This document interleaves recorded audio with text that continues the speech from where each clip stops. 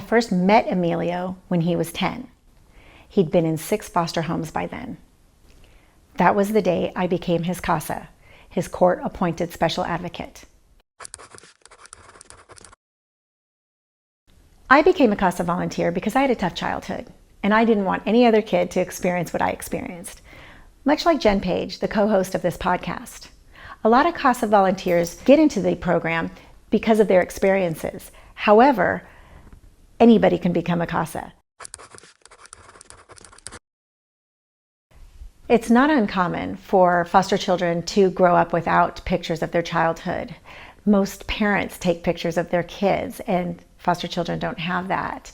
So a lot of times, foster parents won't purchase the school pictures and things like that, so they'll only have pictures of their adult life. In Emilio's case, he's got one picture. I believe it's his school picture from 5th grade. As a court-appointed special advocate, you really kind of need to understand the foster parents and their position.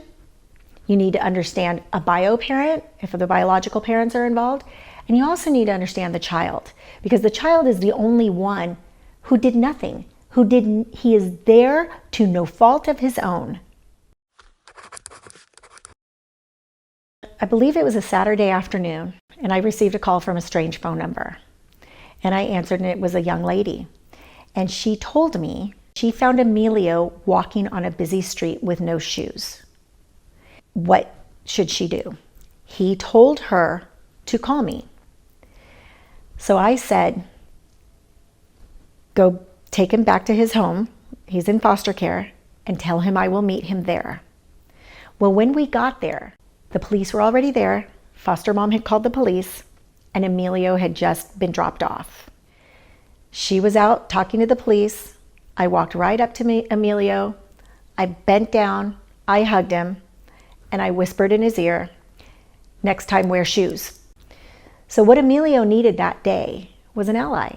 He needed a friend. At 10 years old, he needed someone on his side. And that's what I did.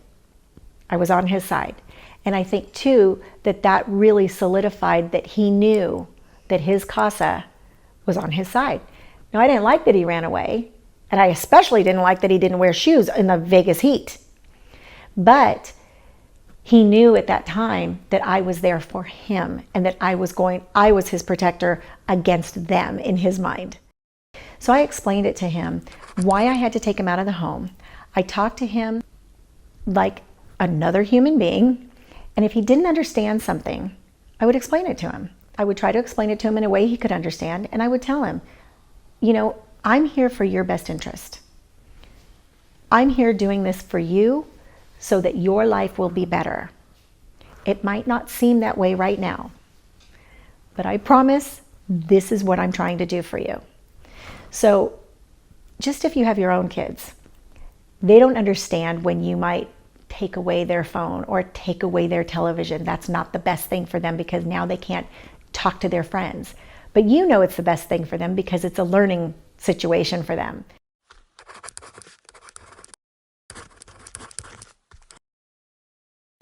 So Emilio and his siblings were adopted when he was about 10 or 11 years old. They were adopted by maternity kin, their mother's kin. And they were young. And while I thought it was a perfect adoption because of the cultures and the races that they were, matched the family, matched the kids,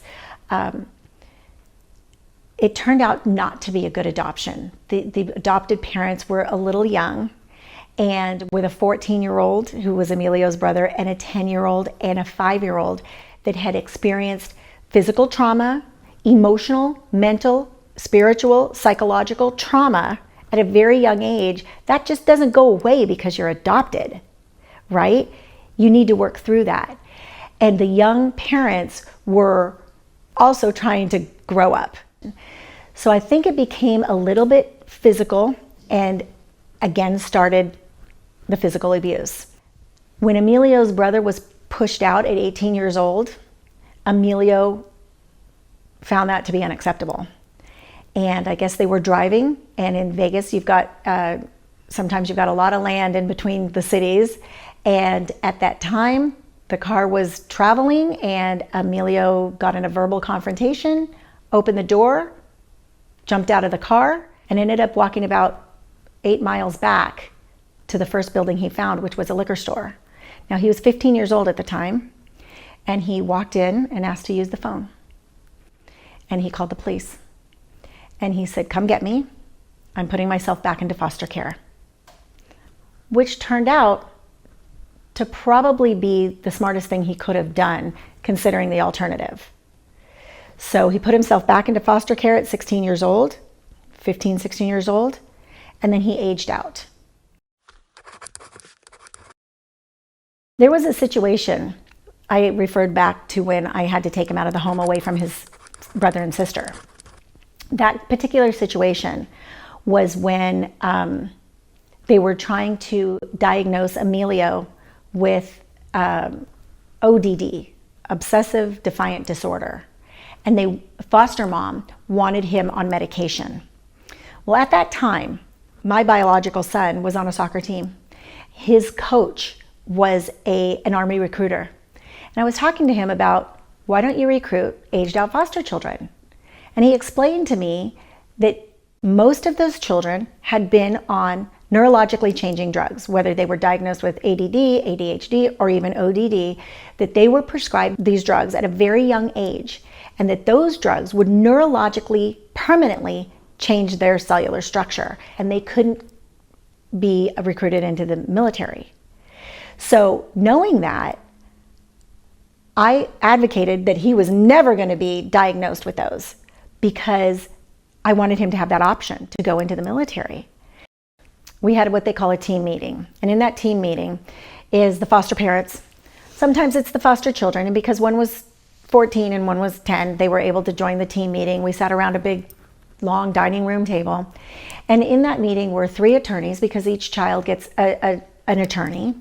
There was a therapist, there was social workers, and there was a case manager, and there was myself. Now, the one thing I like to tell other potential CASAs is the only person at that table as an adult not getting paid is the CASA, is the court-appointed special advocate. We don't get paid, we are volunteers. Everybody else there is doing their job, okay? I'm there for my love and my passion and advocacy for these children. That's all I care about. So as we're sitting across that table, foster mom is pretty much demanding to get Emilio diagnosed with something so that he can get on medications. Now, there could have been a couple of reasons for that.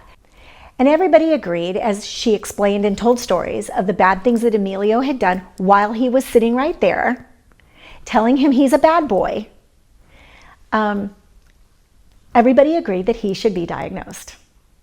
And so as the case manager is explaining that she is going to go to court and she will tell the judge that he needs to be diagnosed, I said, no, I am not going to do that. She says, well, I'm going to put in my court report that we recommend him be diagnosed and put on these medications. I said, well, I'm going to put in my court report, no. I said, he is an angry young boy. He's been in 5 homes this year. And nobody said anything. And that's when foster mom said, fine, get him out of my house. How do you think that 10-year-old little boy felt listening to that? How would you feel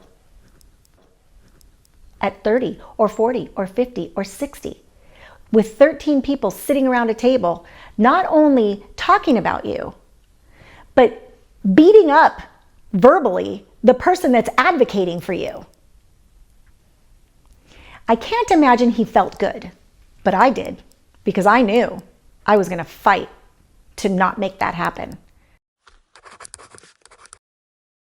A couple years later, well, that was 8 years later, I took him out to his 18th birthday. He was aged out, took him to dinner, and we talked about the years that had passed. He asked me point blank, why did you take me out of the house away from my brother and sister? And I told him that story.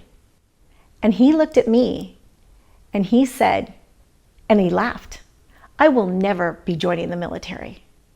And it made me cry because I thought, he said to me, That was the worst day of my life. And I said to him, Emilio, you've been neglected and abused, and that was the worst day of your life? And he said, yeah. And then he told me he would never join the military. So I cried. At 22 years old, so at 18, he was aged out, he was on his own. But we got even closer because anybody who's been 18 knows that it's hard. It's hard to find your own apartment, feed yourself, go grocery shopping, buy a car, all these things. So at 18 years old, I helped him find a home. I would sometimes give him money to, get him from paycheck to paycheck, helped him find jobs, do a resume. And one day he called me up and he said, I need to talk to you. And I said, oh no, did you get someone pregnant? He was 22 years old at the time. And he laughed and said, no, I just need to come talk to you. And I said, no, just tell me right now on the phone. He goes, no, I need to come see you. So I was very nervous. At 6 o'clock, he shows up at my door. I opened the door and said, what? What, Emilio? What? And he starts laughing again. And he comes in and he goes like this. I joined the military.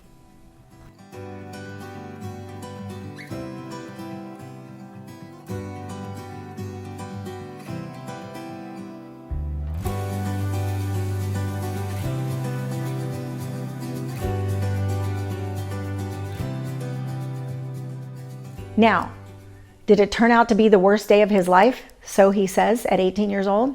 Yes. And it broke my heart. But at 22 years old, he came to me telling me because of that day, he could join the military. And today, he's an active duty Marine, military police officer in the Marines. Again, if the heart is ready and the time is right, become a CASA.